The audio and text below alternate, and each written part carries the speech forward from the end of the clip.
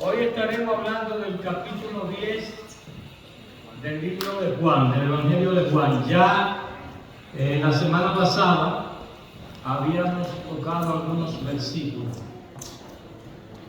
tomando los versículos correspondientes al día de hoy, más lo que se nos quedaron, son unos cuantos versículos que los tenemos agrupados en 5 puntos. Entreguemos esta predicación al Señor. Amado Padre, gracias Señor por permitirnos estar aquí en tu templo, Señor. Bendice a los presentes, Señor, abre su corazón para que tu palabra pueda penetrar en ellos, Señor. Te damos gracias, Señor, por este privilegio y te pedimos que bendiga nuestros labios para que puedan predicar tu santa palabra tal y como tú quieres, tal y como tu propósito. Gracias, Padre Celestial. Bueno, hablábamos la semana pasada que en el capítulo 10 se habla del pastor, las ovejas y el redil. Era bien fácil en aquellos tiempos hacer una figura de las ovejas, porque casi todo el pueblo hebreo sabía lo que eran las ovejas, vivían en un ambiente donde tú te encontrabas con las ovejas y conocía a su pastor. De hecho, en la palabra de Dios, en el Antiguo Testamento, hay varios versículos que hacen una clara referencia al pastor de las ovejas y cómo deben estar las ovejas. Jeremías 23, del 1 al 4, y Ezequiel 34, del 11 al 16, son versículos que apuntan a cómo el pastor tenía que tratar las ovejas. En este caso, el pastor de las ovejas de Jehová. De hecho, ustedes conocen el Salmo 23, que hace una referencia a que Jehová es mi pastor. Es decir, no era extraño que cuando a un hebreo se le hablaba de las ovejas, que se le hablaba de un pastor, no entendiera. Sin embargo, en esta discusión previa que se había iniciado con Jesús y los fariseos no lo entendieron. Los fariseos estaban embotados, no creían en nada ni en nadie. Y un ciego que Jesús le sana la ceguera, ciego de nacimiento, y según las narraciones que Jesús tomó tierra, la frotó en la mano, se la puso en los ojos y le dijo, ve y lávate. Este ciego decíamos que no tenía el globo ocular. Y entonces Jesús tomó tierra y le puso ojos y vio. Solamente lo puede hacer Jesús, que a quien se le ha dado todo el poder, tanto en la tierra como en los cielos, para hacer las maravillas más grandes, como la creación del universo. Entonces, Jesús se señala, luego de decir que él es la puerta, se señala a partir del versículo 13 hasta el 17, este es el tema del corazón del buen pastor. Él se define como la puerta, pero luego dice, yo soy el buen pastor. El buen pastor tiene una característica que son totalmente diferentes al falso pastor. Es una referencia clara a los fariseos cuando le dicen falsos pastores, que son ladrones y salteadores. Todo el que brinca la cerca, el redil donde están las ovejas, y brinca la cerca, es para robar y para matar. Así que yo le decía a mi esposa, que todo el que baja por la chimenea, ustedes saben que hay un personaje famoso que baja por la chimenea, es un ladrón y un salteador. No digo el nombre para que los padres que tienen sus niños educados en esta tradición se vayan a sentir mal.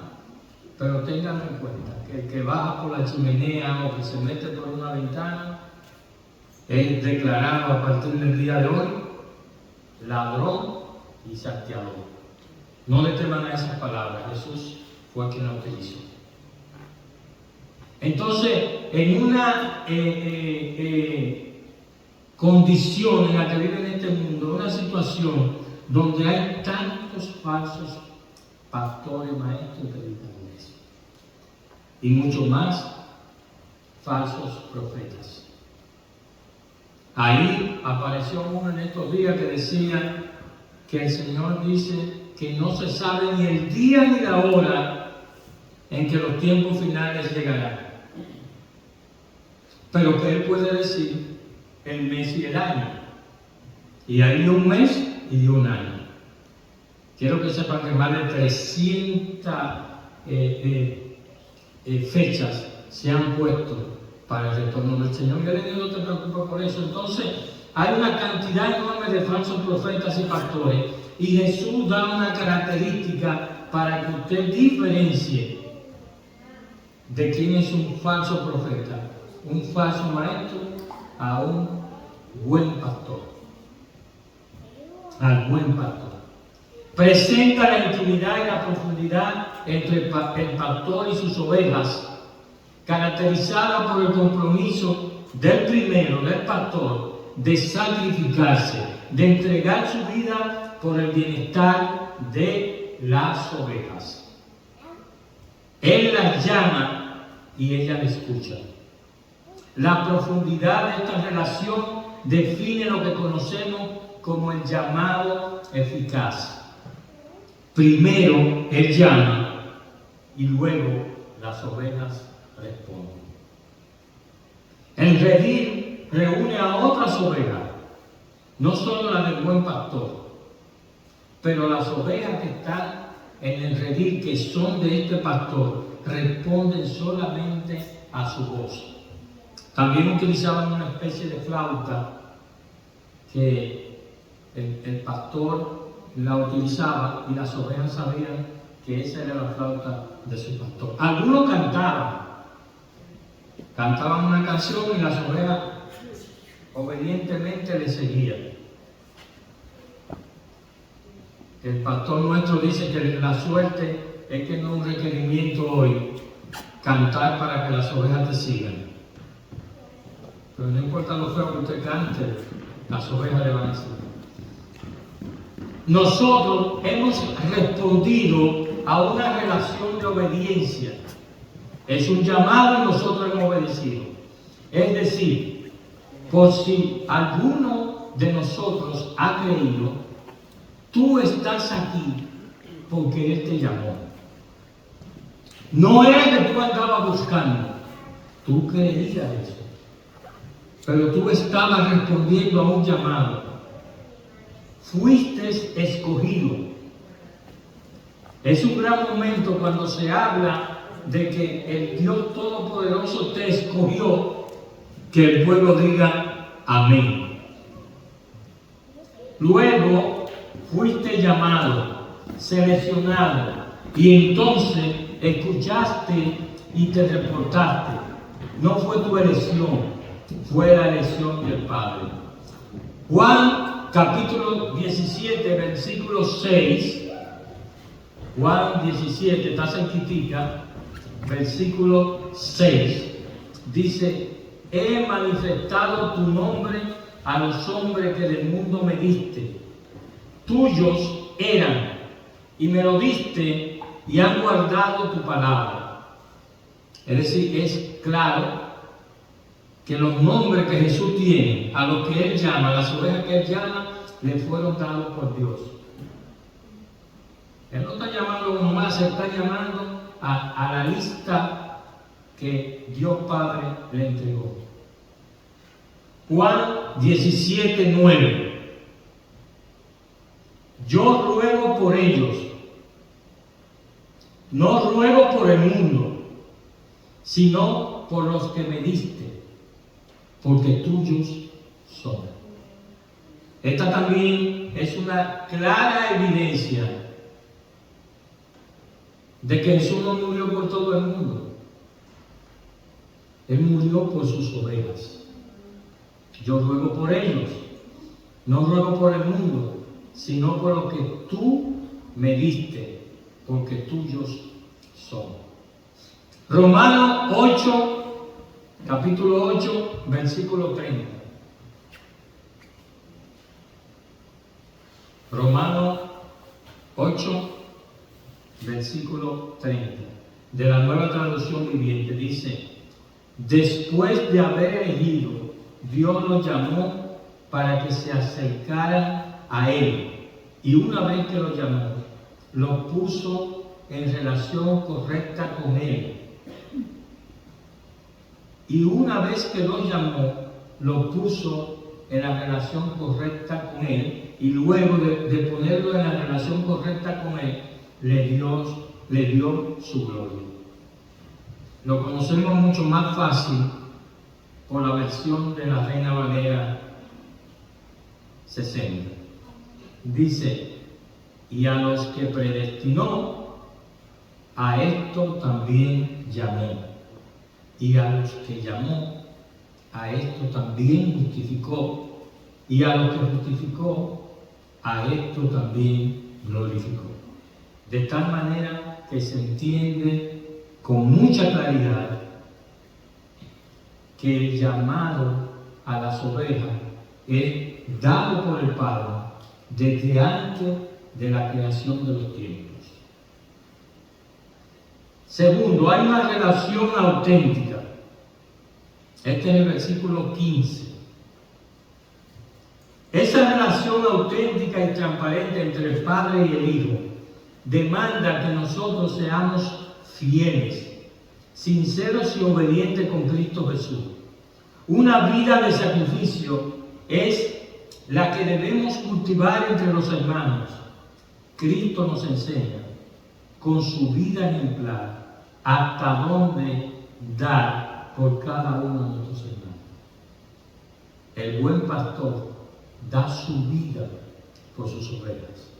Que el Evangelio no es para pedir y pedir y pedir, como si Cristo fuera una lámpara de aladino, sino que preocuparnos hasta que nos duela es garantía de un Evangelio auténtico, en la medida en que demos más que recibir, hasta la medida que Cristo, hasta la medida de Cristo, quien dio su vida por las ovejas. Esto es un llamado para servir. Nosotros debemos amar a nuestros hermanos, amar a nuestra comunidad, más allá de lo que podamos recibir. Es dar hasta que nos duela. Juan 10:17 dice: por eso me ama el Padre, porque yo pongo mi vida para volverla a tomar. Hemos hablado siempre de que al Señor Jesús, he escuchado, por ejemplo, judíos decir que su vida fue un fracaso porque lo mataron. Sin embargo, el concepto es que Él da su vida. Él murió en la cruz porque ese era el plan, pero luego resucitó. Y entonces por eso dice: para volverla a tomar. Yo doy mi vida para volverla a tomar. El Padre diseñó un plan que el Hijo llevó a cabo: la muerte en la cruz para salvación de los creyentes. Pero Él resucitó el tercer día para un estándar de que todo el que cree en Él tenga vida eterna. Juan capítulo 1 del 4 al 9 dice: en Él estaba la vida, y la vida era la luz de los hombres. La luz en las tinieblas resplandece, y las tinieblas no prevalecen en contra de ella. Hubo un hombre enviado de Dios, el cual se llama Juan. Este vino por testimonio, para que diese testimonio de la luz, a fin de que todos creyesen por él. No era él la luz, sino para que diese testimonio de la luz. Aquella luz verdadera que alumbraba a todo hombre venía a este mundo. Primera de Corintios capítulo 15, del 12 al 22,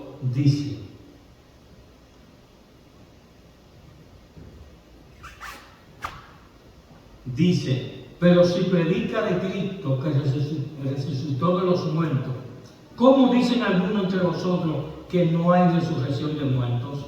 Porque si no hay resurrección de muertos, tampoco Cristo resucitó. Y si Cristo no resucitó, porque si los muertos no resucitan, no se movió. Y si en vida solamente esperamos en Cristo, somos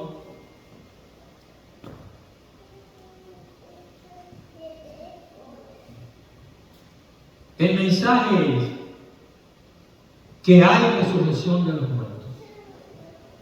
Y el primero en resucitar dentro de este plan de Dios es Cristo. Y ese ejemplo, esa condición de que Cristo resucitó, es la esperanza de los creyentes de que luego resucitaremos y estaremos con Él en los lugares preciosos, hermosos de los cielos. Porque así como Adán todo muere, también en Cristo todos serán vivificados. Parte 2. Tengo otras ovejas. Aquí damos para atrás y nos vamos al versículo 10, capítulo 10, versículo 16, donde la palabra dice: también tengo otras ovejas que no son de este redil. Aquellas también debo traer, y oirán mi voz, y habrá un rebaño y un pastor. Yo le doy mucha importancia a estos versículos. Fíjense lo que dice: hay otras ovejas, y estas oirán mi voz. ¿La voz de quién? De Jesús. Y habrá un rebaño. ¿Cuántos rebaños dice este versículo que va a ver? Lo voy a leer otra vez porque quiero que me responda. Y habrá un rebaño. ¿Cuántos rebaños van a haber? Uno solo. Y un pastor. Ella escuchará mi voz. Yo la voy a traer. Formaré un solo rebaño con un solo pastor. Voy a tocar un tema que es un poco espinoso en la iglesia de hoy. La iglesia de hoy. No solamente los que estamos aquí, sino los que están allí y los que están allá.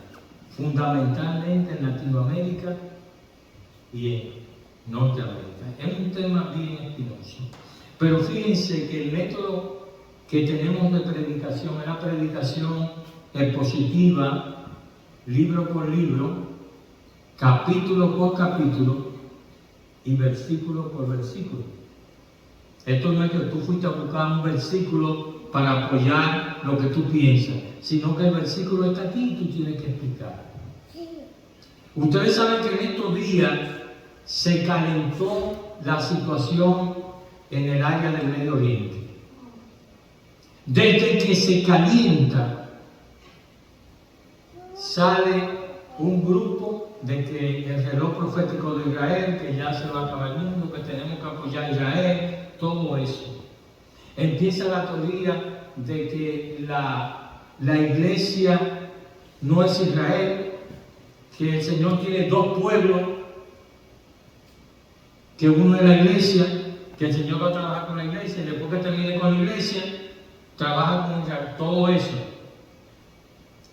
Esa escatología tiene muchos huecos bíblicos. Y este versículo, en esta metáfora, en esta alegoría que hace Jesús, creo que es de fácil entendimiento. También tengo otras ovejas, unas ovejas que no están aquí, unas ovejas que están allá. Acuérdense que le está hablando al pueblo hebreo hace 2000 años. Tengo otras ovejas, no están aquí. No son de este redil. Aquellas también debo traerla. Ellas escucharán mi voz y habrá un solo rebaño y un solo pastor. Está claro, como dice Efesios, que de dos pueblos que el Señor tenía, hizo uno solo. Que rompió la pared que dividía, la frontera que dividía a esos dos pueblos, al pueblo gentil y a los judíos. El Señor la rompió para ser un solo pueblo.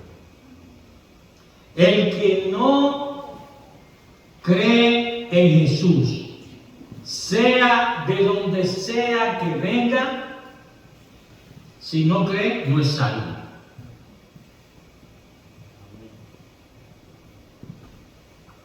Todo el que diga que yo creo y sea verdad, la palabra dice que es salvo.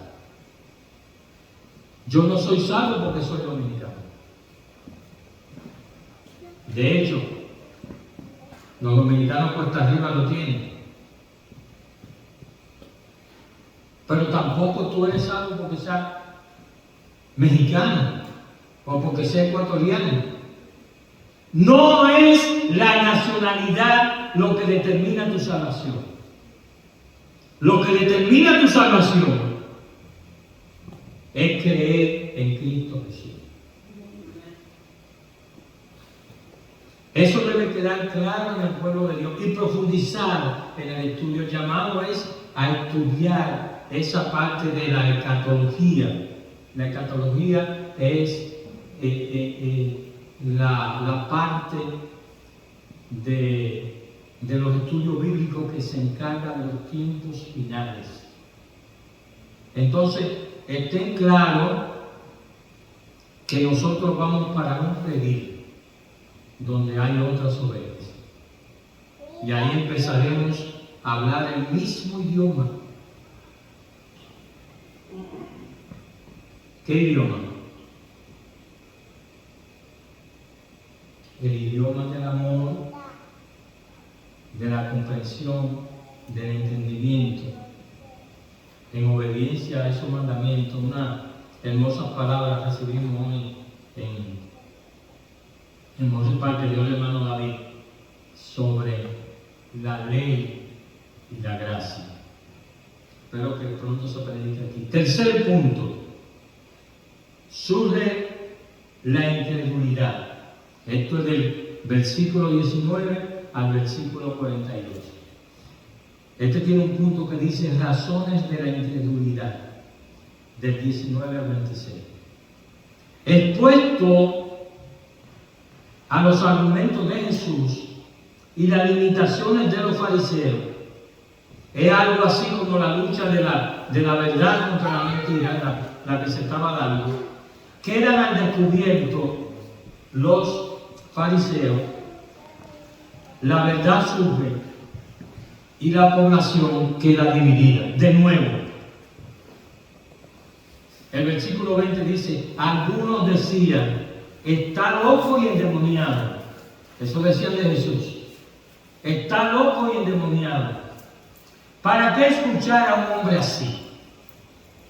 Pero otros decían, no suena como alguien poseído por un demonio. ¿Acaso un demonio puede abrir los ojos de los ciegos? Y entonces uno apoyaba a Jesús y otro estaba contra Jesús. Definitivamente, esta disensión, estas ideas, obligó a los líderes religiosos a cuestionar a Jesús, quien andaba en el templo durante la fiesta de la dedicación o la fiesta de Hanukkah. Hemos hablado en los últimos meses de muchas fiestas corridas. Estamos en invierno y esta fiesta se celebraba en noviembre y en diciembre. Todavía se celebra. Es una fiesta histórica, no tiene que ver con la fiesta religiosa. Es la fiesta histórica donde un grupo de hombres liderados por Matatías Macabeo se enfrentó a la tropa de Epífanes IV. Este tipo es catalogado como un demonio. De hecho, hay una doctrina que plantea que este era el anticristo. Y yo digo uno de los anticristos. Él le tomó odio a los judíos. Pero un odio terrible. Agarró un cerdo en el templo y lo degolló. Ustedes saben que para los judíos el cerdo era un animal inmundo. Él no buscó una chiva, un cerdo, para herir en lo más profundo al pueblo judío. Y hizo barbaridades en el templo. Cambió el régimen sacerdotal del templo, todo. Entonces Matatías, un señor ya de edad, inició una guerra. Se le llama la guerra de los Macabeos. Y Judas Macabeo coronó en triunfo la lucha de los judíos. Y entonces se celebra esta fiesta con muchas luces. En todas las casas se prenden luces. Se hacen intercambio de regalos. Parece algo así como la fiesta de diciembre que hacemos, ¿verdad? Hay intercambio de regalos, hay muchas luces, hay arbolitos y todo eso. Igual hicieron los judíos y hasta la fecha de hoy se celebra la fiesta de Hanukkah. Número 4. La incredulidad es ciega. Ya dijimos que las razones, y ahora estamos en que es ciega. La verdad es que a veces uno no entiende cómo mentalmente nosotros nos bloqueamos. Por ejemplo, en estos días surgió la teoría de que la Tierra, el planeta, es cuadrada. ¿Ustedes lo escucharon? Y a esta teoría todavía circula por el internet. Ha sumado a mucha gente. Hace como 4 semanas un cuñado me dijo: siéntese ahí, explíqueme por qué dicen que la Tierra es redonda. Yo no soy ningún científico, ¿verdad? Pero sí sé de la opinión de muchos científicos que establecen eso, que hay fotografías del espacio que te presentan la Tierra. ¿Y cómo tú discutes con eso? Esos son montajes todos. Bueno, y los científicos que hablan de que sí, montaje. Y le dimos 3 o 4 razones ahí, inventando uno, pero todo era montaje. Al tipo, lo que él necesitaba escuchar era que la Tierra era cuadrada. Y que por eso usted toma de Nueva York y llega a Costa Rica derecho. Porque él se ha montado en un avión y nunca ve el abismo de la Tierra redonda. Digo, mira, hay fuerza magnética. Eso no es verdad. No creía. Y esto no tiene que ver con nivel académico. Uno de los que sus declaraciones se hizo noticia fue un tremendo jugador de baloncesto que dijo que había descubierto la conspiración que tenían los gobernantes del mundo de decir que la Tierra era más o menos redonda y que no, que era cuadrada. Y este tipo hizo un año en Harvard, no, en la Universidad de Carolina del Norte. ¿Cómo que se llama, señora? En Duke University.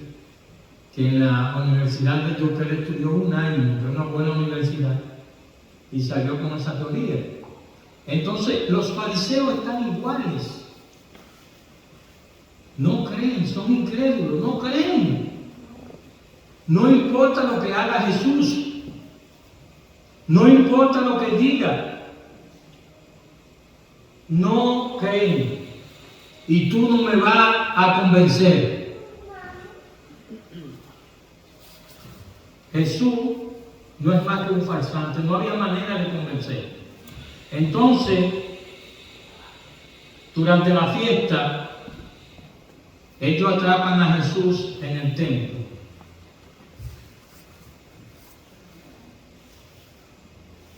Y en el templo le dicen, ven acá, explícanos definitivamente quién tú eres. No nos dejes en el limbo. Queremos escucharte quién tú eres. Aquello era todo un cuadro de comedia porque a ellos no les interesaba. Ellos querían ponerle una trampa, como ya lo habían intentado en algunas ocasiones. Entonces, esta actitud de incredulidad que tenían era parte de lo que hoy podemos llamar una teoría de conspiración. Yo creo que ellos creían lo mismo. Eso es un mal que tiene la humanidad. Un político reciente dijo, no crean en lo que ven. Con tantas falsas noticias que hay hoy en el mundo, y te dicen que ni siquiera crean lo que ven. Más vale ser ciego entonces. Ustedes han oído el refrán, ¿verdad? Que no hay peor ciego que el que no quiera ver. Entonces, a los fariseos les pasaba lo mismo. Si alguien caminaba, si alguien hablaba, si alguien tenía una pequeña relación con Jesús, Jesús el blasfemo era apartado, como le pasó al ciego. Fue expulsado de la sinagoga. Porque cuando le preguntan, ¿cómo pudiste ver? Bueno, él hizo esto, cogió tierra, me la puso en los ojos y vi. ¿Cómo lo hizo? Yo no sé, si no lo saben ustedes, que son los genios, ¿cómo lo voy a saber yo? Expulsado de la sinagoga, porque lo que querían ellos era ver a un hombre que negara lo que había vivido, que negara lo que había sentido y lo que sentía. Y él no se puso en ese vuelo. Entonces concluimos que a los fariseos también les pasaba lo mismo. Jesús era un blasfemo. Levítico 24:16 dice, y el que blasfemara el nombre de Jehová ha de ser muerto. Toda la congregación lo va a apedrear así el extranjero como el natural, si blasfemara el nombre, que muera. Era un versículo que estaba ahí y que los judíos querían cumplir. Por eso ellos querían probar que Jesús era un blasfemo.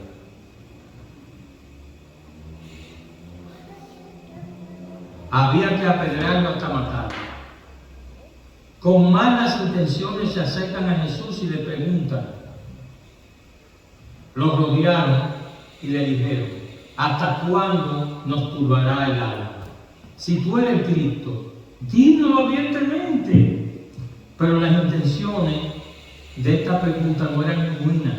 Sus intenciones no buscaban la verdad. Tristemente es una trampa. Pero Jesús le responde: las obras que yo hago en nombre de mi Padre, ellas dan testimonio de mí y ustedes no lo creen. En Juan capítulo 4, los versículos 25 y 26, le dijo la mujer samaritana a Jesús: sé que ha de venir el Mesías, llamado el Cristo. Cuando Él venga, nos declarará todas las cosas. Jesús le dijo: yo soy el que habla contigo. Yo soy el Mesías. Y ella creyó. Y creyó de tal manera que inmediatamente salió a evangelizar. A los primeros que vio, le dijo: he encontrado al hombre, he encontrado a Cristo, vengan a verlo. Pero para los fariseos esto no era suficiente. Jesús expone las razones de la incredulidad, del 22 al 26. Esencialmente dice: la culpa es tuya, dicen los fariseos. No lo has dejado claro. No sabemos qué pensar. Pero será porque le falta información. Han visto y han oído lo suficiente para entender quién era y por qué había venido. Consideren lo que hemos estudiado en el Evangelio de Juan, que registra solo una pequeña porción de las obras de Jesús. Jesús convirtió el agua en vino, en el capítulo 2 del Evangelio de Juan. Después de eso fue a Jerusalén y echó a los ladrones del templo. En el capítulo 5, Jesús curó a un hombre que llevaba 38 años cojo. Luego llamó a Dios su Padre y se llamó a sí mismo tanto Hijo de Dios como Hijo del Hombre, siendo este último título para el Mesías que se encuentra en el libro de Daniel. En el capítulo 6, Jesús alimentó milagrosamente a 5,000 hombres más mujeres y niños. Luego cruzó milagrosamente un mar. El capítulo termina con él llamándose a sí mismo el pan de vida y el Hijo del Hombre. En el capítulo 7, Jesús se levantó en la fiesta de los tabernáculos y se aplicó a sí mismo un pasaje mesiánico de Isaías 55. Suplicó a las multitudes que lo observaban que se acercaran a él y recibieran el don del Espíritu, un don que solo el Mesías podía dar. En el capítulo 8, Jesús siguió predicando a los asistentes a la fiesta de los tabernáculos. Esta vez aplicó a sí mismo un pasaje mesiánico de Isaías 4, prometiendo la luz de la vida a todos los que caminan en la oscuridad. También llamó a Dios su Padre y se refirió a sí mismo como el Hijo del Hombre y el yo soy, el nombre de la deidad. En el capítulo 9, Jesús curó a un ciego de nacimiento. En el capítulo 10, Jesús aplicó las promesas mesiánicas sobre la venida de un buen pastor a sí mismo, dejando claro que Él las cumple. Pero si no quedan suficientemente claras, Jesús afirmó repetidamente haber sido enviado por Dios y dijo que estaba haciendo la obra de su Padre. El problema no es la ignorancia intelectual, sino la ignorancia espiritual. Jesús dijo en el capítulo 9 que eran espiritualmente ciegos. ¿Saben lo que le dijo Jesús? ¿Y a quién dice ser?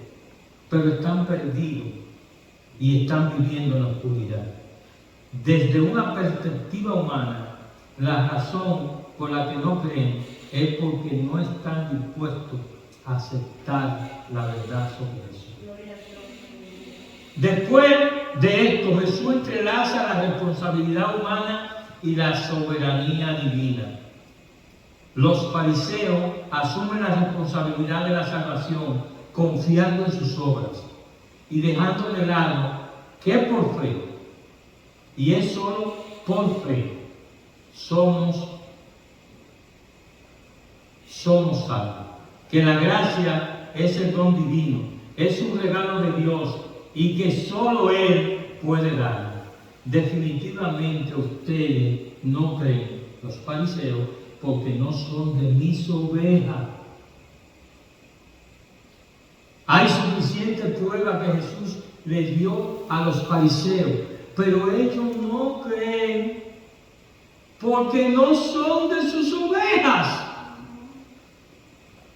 Están vetados. Cuando ustedes encuentren a alguien que le explica el Evangelio, le dice emocionado, no tienen que saberse la Biblia, ven, vamos a la iglesia, y ese dice que no le dejen de hablar, sigan hablando. Pero entiendan que no todo el mundo entiende, porque no todos son llamados. Esto es sumamente importante para que entendamos que la gracia es un don divino y es un regalo. Nosotros estamos aquí por la misericordia de Dios, porque hemos sido llamados. Él dijo, ven tú, ven tú, ven tú. Y por eso estamos aquí. Muchos dicen que no puede ser así, porque entonces los otros se van a perder. Mire, a usted lo llamaron. Yo no sé por qué, porque posiblemente usted y yo seamos tan malos como los que no han sido llamados. Pero por algo el Señor nos llama. Y es mejor que la garantía de la salvación esté en manos de Dios que en tus manos. Es mejor que tu caminar hacia la santidad esté en manos de Él y del Espíritu Santo y no en tus manos. La fortuna, la riqueza de la gracia se puede perder con una mirada. Se puede perder con un enfado. Mientras nosotros estamos sujetados por sus tiernos brazos. Entonces es preferible que Él nos cuide a que ese cuidado dependa de nosotros. Creemos porque somos las ovejas de Dios desde antes de la creación del mundo. Mi salvación está segura porque está en sus manos. No creer tiene consecuencias. Este es el número 4. Estamos terminando. El creer nos conduce a la vida eterna. No creer nos conduce a la muerte. Estaremos unidos con Dios para siempre. El incrédulo se separa del amor de Dios. Nosotros seremos salvos para siempre. El incrédulo perderá la salvación también para siempre. Marcos 8:36 dice: ¿y qué beneficio tienes si ganas el mundo entero, pero pierdes tu propia alma? Juan 10:30 dice: yo y el Padre somos uno, y las ovejas que me dio no las perderé.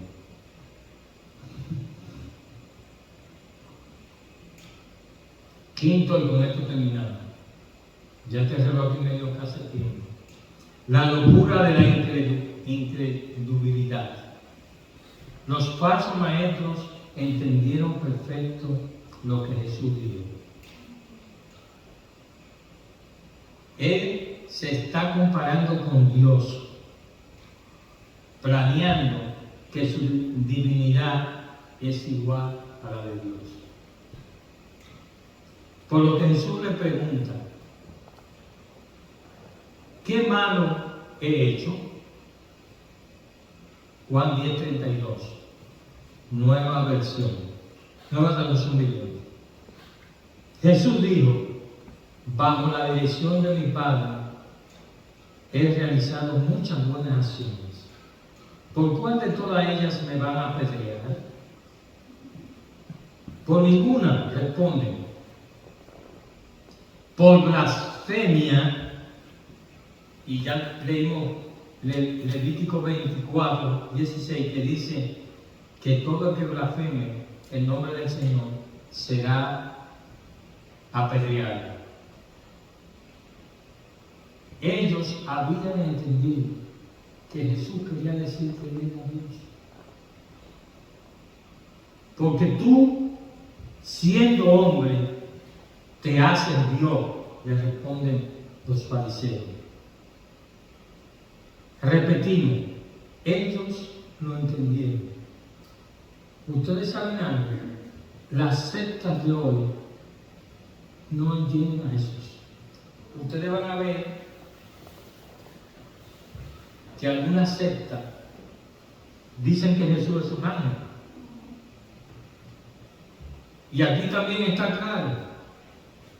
Los fariseos le dicen: te vamos a pedir porque tú te haces pasar por Dios. Así que lo que Jesús le dijo a ellos sobre que Él era el Hijo del Hombre, que Él era el Cristo, ellos lo entendieron fácil. Él te está diciendo que es Dios. Y por eso querían apedrearlo. Creo que de la misma manera, en los días de hoy, las sectas, como los mormones, los testigos de Jehová, que no entienden quién es Jesús, también dispuestos a apedrearlo. Juan 32:42. Entonces Jesús les dijo: le he mostrado muchas obras buenas, y entonces, ¿por cuál de ellas me van a apedrear? No te apedreamos por ninguna obra, sino por blasfemar, porque tú, siendo hombre, te haces igual a Dios. Y Jesús le respondió: no está escrito en su ley. Yo dije, son dioses. Salmo 80, versículo 2, creo que hace una referencia a eso. Si no hago las obras de mi Padre, no me crean. Pero si la hago, aunque a mí no me crean a las obras, para que sepan y entiendan que el Padre está en mí y yo en el Padre. Las cosas que Jesús podía hacer, no podía hacerlo si no era Dios. Por eso procuraban otra vez prenderle a Jesús, pero Él se le escapó de entre las manos. Se fue de nuevo a otro lado del Jordán, al lugar donde primero había estado bautizando Juan, y se quedó allí. Juan era un testigo también. Ellos sabían que Juan era un profeta. Y Juan dice: velo ahí. Ese es el Cordero de Dios, el que quita el pecado del mundo.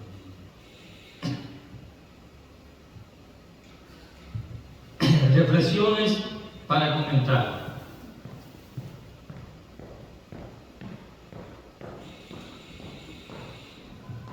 ¿Cuántas pruebas tú necesitas para creer que Jesús es Dios. ¿Por qué los judíos no tienen excusa?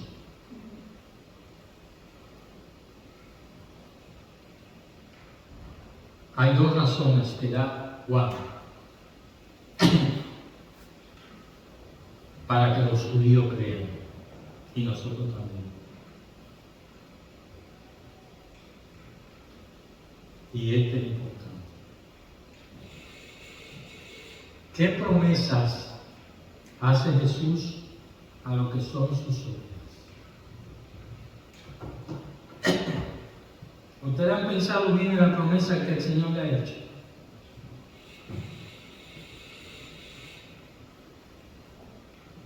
Nosotros hablábamos de la consecuencia de creer y no creer en Jesús.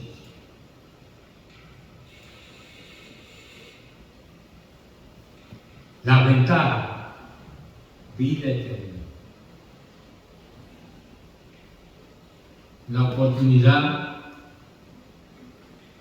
de reconocer, de olvidarse y no sentir jamás el dolor, la tristeza y la pena. Esa promesa está ahí. No son las riquezas, como dicen los falsos maestros, de este mundo. ¿Qué tal con que tú te ganaras el mundo y perdieras tu alma? Son palabras de Dios. Así que la invitación está en que ustedes solidifiquen su relación con Cristo Jesús. Él es la puerta. En la puerta hay un letrero que dice: yo soy la vida. Yo soy la verdad. Y sin esos principios, usted jamás verá al Señor. Pero además Él dice: yo soy el camino que conduce a esa puerta. Pero además Él le dice: yo soy el buen pastor, el que te guía por el camino y a quien le abre la puerta. Así, hermano, que yo espero que ustedes hagan esa relación fuerte con Jesús, que se amen uno con otro, dando más allá de lo que la vida misma te pide, y que puedan conformar un núcleo que llegue a cualquier rincón de Guayaquil, haciendo esta una puerta de salvación en la mano del Señor. Dios me bendiga.